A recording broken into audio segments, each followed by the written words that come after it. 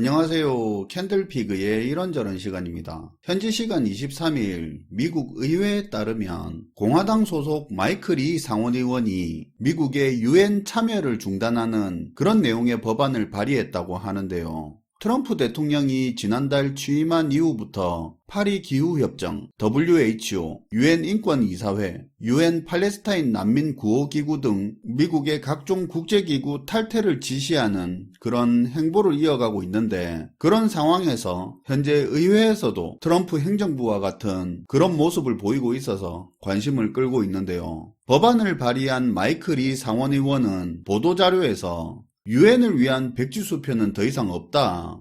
미국인들이 힘들게 번 돈은 우리 가치와 충돌하고 독재자들을 도우며 동맹을 배신하고 편견을 부추기는 그런 사업에 사용된다라고 주장을 했는데요.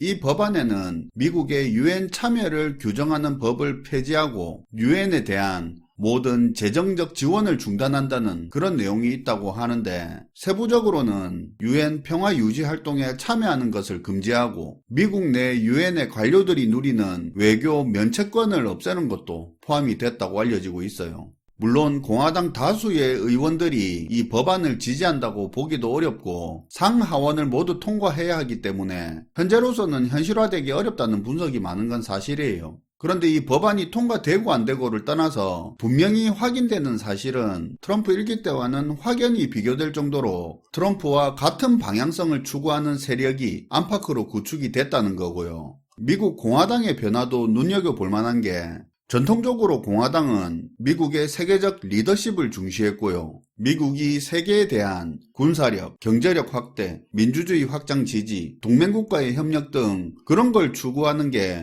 그동안의 공화당의 방향성이었습니다. 그게 원래 우리가 알고 있는 미국의 공화당이에요. 트럼프 1기 때까지도 공화당은 이런 방향성을 어느 정도 가지고 있었습니다. 근데 수년에 걸쳐 꽤 짧은 기간 동안 공화당이 많이 바뀌었는데요. 해외 개입을 자제하고 미국의 직접적 이익을 우선시하는 그런 외교정책 경향이 강해지는 흐름으로 빠르게 바뀌고 있습니다. 이런 식의 변화의 흐름이 있다 보니까 트럼프식 자국우선주의 방향성과 코드가 맞아서 트럼프 2기의 정책도 1기 때와는 비교가 안 될 정도로 추진력을 가질 수가 있는 겁니다.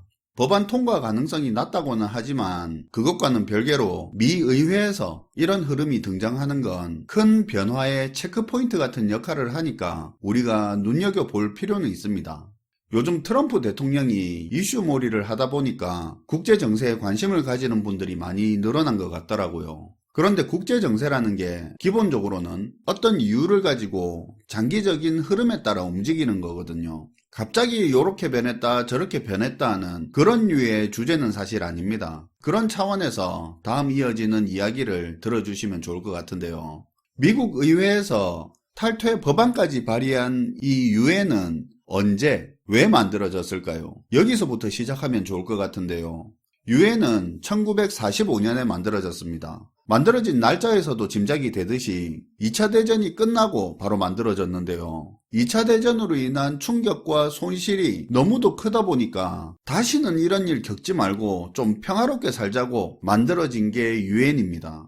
근데 사실 1차 대전 이후에도 이런 큰 전쟁 겪지 말자고 만들어진 게 그 이전에도 있었거든요. 국제연맹이라고 1차 대전 이후에 1920년에 만들었었습니다. 그런데도 2차 대전이 또 터진 거거든요. 그게 사실 국제연맹이 가진 한계가 있었기 때문이었습니다. 국제연맹은 전쟁을 방지하고 국제협력을 강화하자고 미국 대통령이 제안을 해서 설립이 된 거거든요. 근데 막상 창설을 주도한 미국은 국제연맹에 가입을 안 했어요. 정확하게 말하면 당시 미국은 고립주의 외교정책을 이어가던 그런 흐름이라 상원의 반대로 가입을 못했던 거죠. 당시 경제력 강하던 미국이 국제연맹에서 빠지니까 1차 대전 끝나고 쑥대밭이 돼서 경제도 너덜너덜해진 국가들끼리 모여서 무슨 일이 그렇게 잘 될 수 있겠습니까? 그리고 국제연맹은 회원국 규칙을 위반하거나 전쟁을 일으켰을 때 이걸 못하게 강제할 만한 군사적 제재 수단이 없었어요.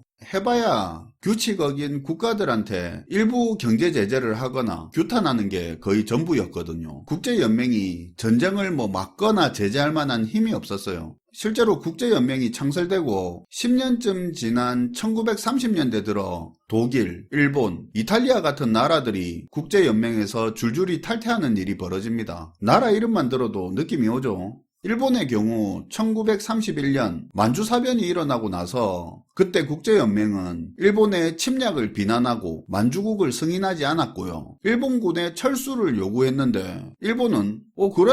난 국제연맹 그냥 탈퇴할래 이래버리고요. 그런다고 국제연맹이 뭘 할 수 있는 게 없었어요. 독일도 히틀러가 정권 잡고 나서 1차 대전 이후로 체결된 베르사유 조약 수용 못하겠다고 하면서 탈퇴를 해버렸고요. 이탈리아도 무솔리니가 에티오피아 침공한 거 가지고 국제연맹이 경제제재 조치를 가하니까 국제연맹을 탈퇴해버린 겁니다. 일본과 이탈리아는 국제연맹의 초기 상임이사국이었는데 이런 주요국들까지 하지 말자던 침략행위 다 해버리고 탈퇴하고 그러니까 국제연맹이 무슨 의미가 있었겠습니까? 결국 국제연맹의 창설 목적이 무색하게 2차 대전이 일어나 버렸던 거죠. 그리고 2차 대전이라는 엄청난 희생과 손실을 겪고 나서야 국제연맹 때 실수를 반복하지 않기 위해서 유엔을 창설한 겁니다. 과거처럼 미국이라는 초강대국이 빠지지도 않았고요. 주요 강대국들을 상임이사국으로 참여시켰고 안전보장이사회라는 강력한 권한을 가진 그런 기구를 설립해서 분쟁에 대해서 조사하고 국제평화를 위협하는 그런 침략자를 규정할 수 있는 권한도 가지게 됐습니다. 필요할 경우에 경제제재나 군사력 제공까지 회원국을 동원할 수 있는 그런 강제력도 가질 수 있게 됐어요. 이뿐만 아니라 유엔은 경제, 사회, 문화 등 다양한 분야에서 국제 협력을 촉진하는 그런 기구들을 설립을 해서 회원국들 서로가 서로 밀접하게 엮이는 구조를 만들었는데요.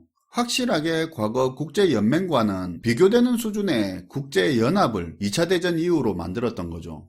그리고 이 시스템이 만들어진 초반에 가장 유엔의 역할을 확실히 보여줘야 하는 그 시기에 우리의 비극이었던 6.25 전쟁이 터졌던 겁니다. 어떻게 보면 우리나라 대한민국 입장에서는 정말 국제질서 변화에 득을 크게 본 거죠. 6.25 전쟁은 유엔 창설의 혜택을 받은 대표적인 사례인데요. 1950년 6월 25일 북한의 남침으로 전쟁이 발발하니까 유엔 안전보장이사회는 북한의 침략을 규탄하고 대한민국을 지원하기 위한 결의안을 채택했습니다. 안전보장이사회의 결의를 통해서 군사적 개입을 포함한 실질적인 조치를 취할 수 있었던 겁니다.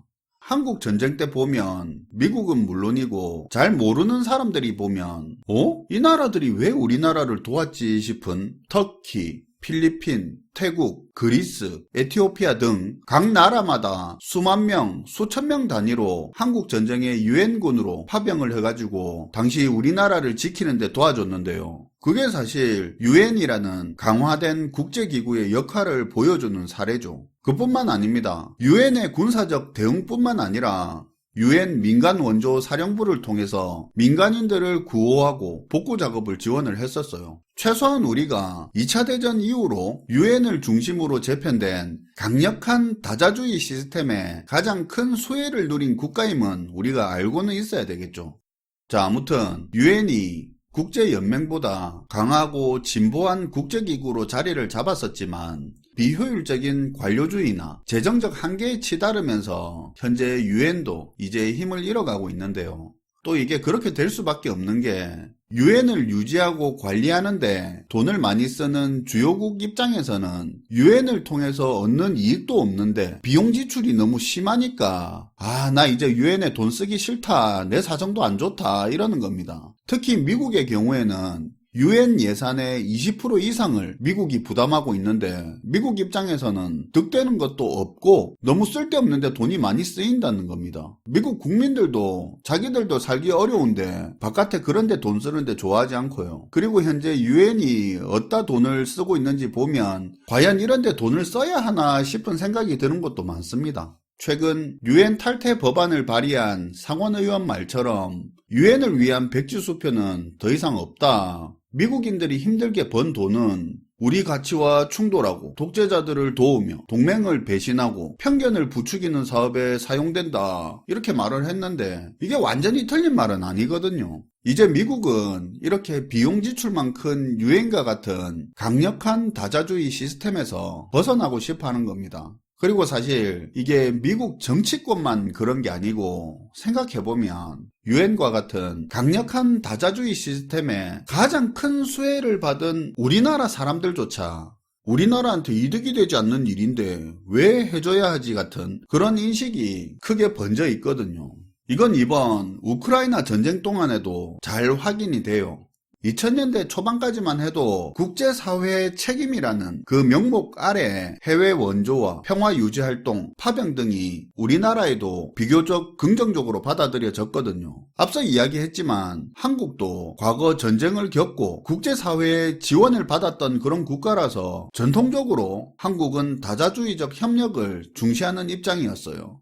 어쨌든 우크라이나는 러시아로부터 침략을 받았거든요. 물론 러시아가 안보리 상임이사국으로 거부권을 가지고 있어서 침공 행위로 규정할 수도 없었고 유엔이 과거에 비해 느슨해진 점은 사실이지만 어쨌든 어떤 형태로든 회원국들이 도와줘야 하는 건 맞거든요. 그런데 우리 국민들이 생각하는 게 우리도 힘든데 왜 도와줘야 되냐?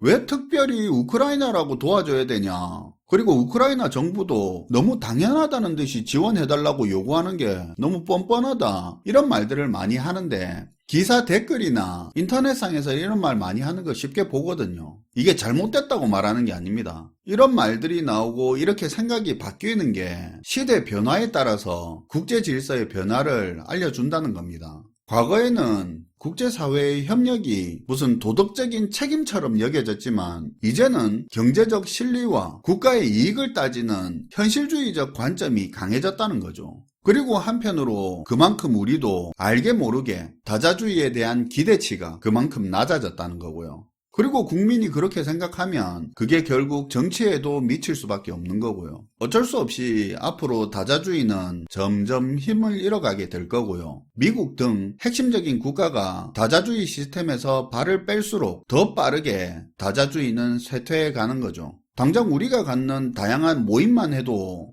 쩐주가 됐든 분위기 메이커가 됐든 총무 역할 잘하는 애가 됐든 중심축 역할을 하는 멤버가 그 모임에 관심이 식으면 그 모임은 자연스럽게 없어지잖아요. 그렇게 가는 거죠. 다자주의 질서가 힘을 잃어가면 국가 대 국가 1대1의 양자주의가 강화되고요. 그 과정에서 자연스럽게 강대국 중심의 국제 질서가 만들어지는 거죠. 당연히 이런 분위기에서 국제사회는 정치적, 군사적 분쟁은 잦아지는 거고요. 방산주 전망이 밝은 게 그런 이유이기도 하죠. 오늘은 미국의 유엔 탈퇴 법안 발의 이슈를 가지고 이야기를 쭉 한번 이어가 봤는데 재밌게 들으셨다면 좋겠네요. 시청해주셔서 감사하고요. 지금까지 캔들피그의 이런저런 시간이었습니다.